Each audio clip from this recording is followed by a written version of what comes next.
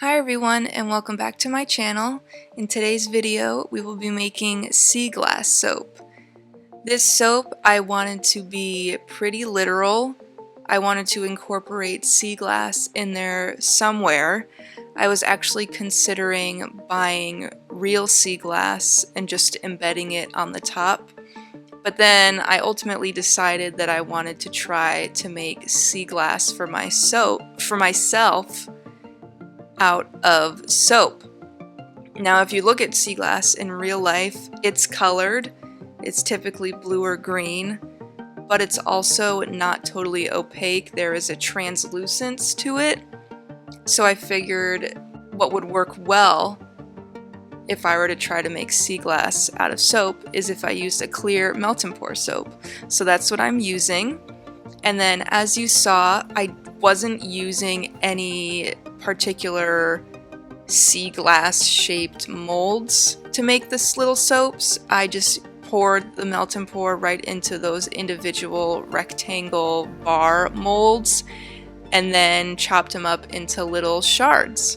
Now, something you might be wondering, since I mentioned earlier that sea glass is like a bluish green color, is why I decided to make purple sea glass.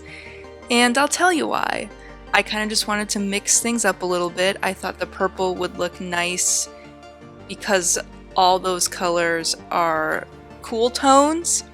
And then I also wanted to differentiate this soap from another sea-themed soap I made in the past, where the primary colors were blue and green. While I'm chopping up all these pieces, I also wanted to talk about the fragrance oil for today's soap, which is actually the big proponent as to why we are making a sea glass soap. So the fragrance is from Brambleberry and it is called Frosted Sea Glass. And it really reminded me of this one shop in Ogunquit, Maine that I remember visiting on a trip once, where they were selling a bunch of sea glass, a bunch of crystals, a bunch of rocks of all sorts. And I don't know if it was just me putting two and two together and being like, oh, this fragrance is called Frosted Sea Glass and this store was selling sea glass, or I swear this is how the store smelled. Even though sea glass doesn't really have a smell, I feel like this fragrance is how that store smelled. So, what is this smell that I keep talking about? Well, I pulled up the listing page on Brambleberry's website where they list off all of the fragrance notes, and I figured I would go through them all with you. So, Brambleberry says this fragrance is a fresh mix of bergamot, lily of the valley, dewy greens, water, ozone, lavender, eucalyptus, cedarwood, oak moss, resin, and musk. That's a lot of fragrance notes. When I smell this fragrance, the first thing that hits me is definitely the green scents. So the dewy greens, the eucalyptus, and then on the back burner a little bit, I definitely get some citrusy sort of vibes. So the bergamot definitely is there, maybe a few florals, but the main proponent are the greens. And it is such a nice, fresh smelling scent because of those greens, and I really do love it. Okay, so enough talking, let's finish chopping up these sea glass shards so we can move on to the base.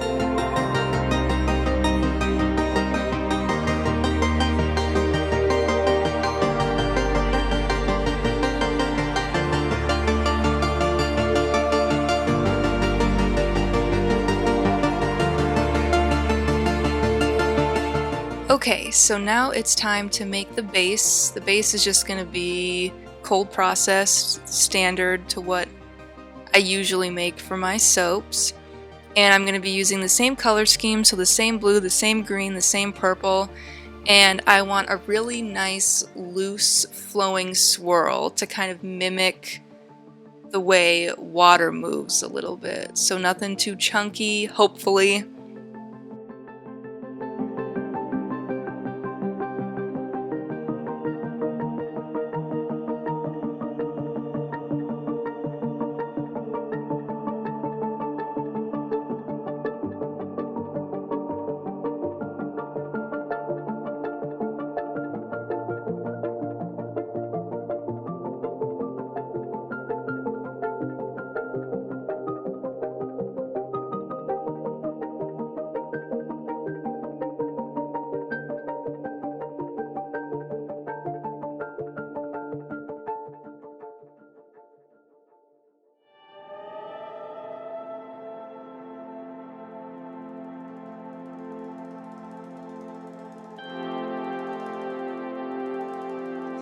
So I've sectioned off my soap batter into 3 different containers, and we are going to start coloring each section. So I'm starting off with my green mica. This is Crafter's Choice Granny Smith Green, and I got it from Wholesale Supplies Plus. This is a really nice, lighter but still vibrant green color. I think it works perfectly in most green soaps, and especially with the more summery soaps that I want to color green.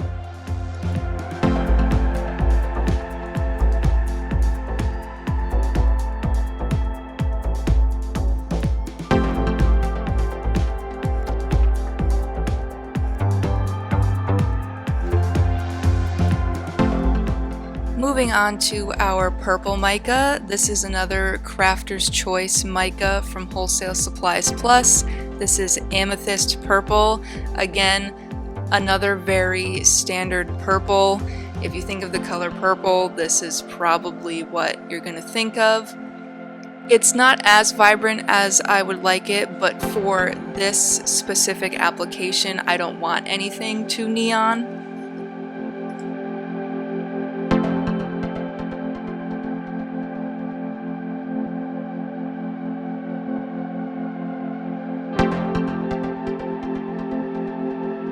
And finally, it's time for our blue. Another Crafter's Choice mica. This is Lapis Blue, L-A-P-I-S. I don't know what that is. But again, another very standard color. If you think of the color blue, this is what you get. I don't have a ton of micas. Most of my micas are very small sample bags from like Amazon. So when I decided to invest in some jars, I wanted to start off with the very basic colors. So that's kind of why I'm using the most basic green, the most basic purple, the most basic blue. They still get the job done, but someday I will expand into other realms of color.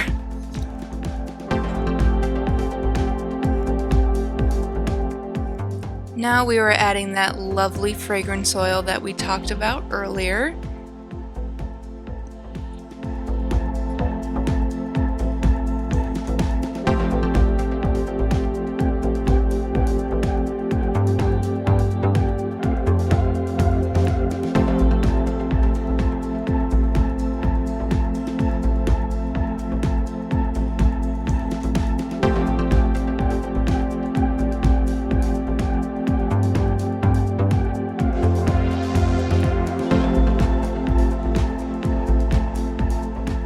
Okay, it is about time for my favorite part, which is the pour.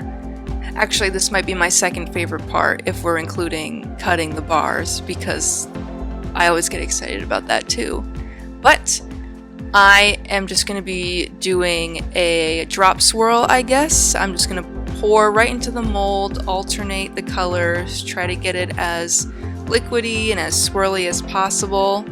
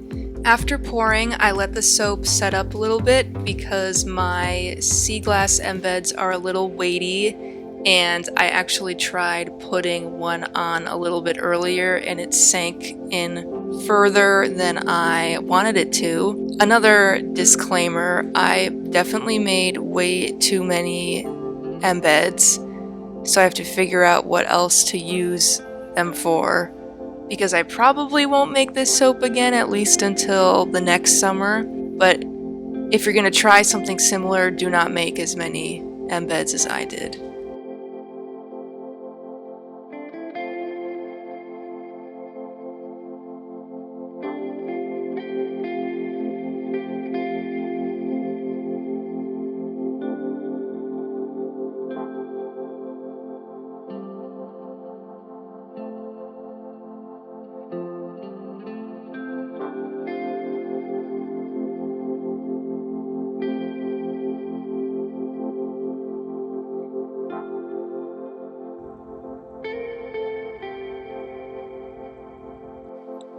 It is 24 hours later now, and it's time for my actual favorite part, which is cutting the soap.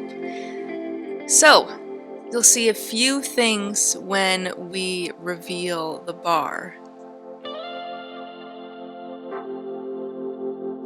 The first thing I want to point out is the swirl. I am super happy with how the swirl came out. It's super flowing, super liquidy. It actually looks a little bit like a wave in some of the bars, which was sort of intentional, I guess, but not really. Either way, very happy with the swirl. The second thing I want to point out is that cloudiness towards the top of the bars. I believe that cloudiness is from excess moisture, which was on my embeds. What I had done with the embeds was put them in the freezer because I was nervous that when the cold process soap went through saponification, that it would get too hot and melt the melt and pour. So I wanted to make sure the embeds were as cold as possible, so I put them in the freezer, but then when I took them out of the freezer and they hit that summer air in my house, they started to form a little bit of condensation on there. They got a little moist, and I put them in the soap anyways because I wasn't really sure what else to do. I guess in hindsight I could have wiped them off a little bit or something, but I think that's why there's that cloudiness up towards the top, is because of all that extra moisture from the melt and pour. Luckily it's not too bad, and it's just towards the top, and in some bars it's like barely there at all. So I'm happy about that. And yeah, overall I am pretty happy about the way these bars turned out. I love the colors, I love the swirl, I love the top, I love the scent. So yeah,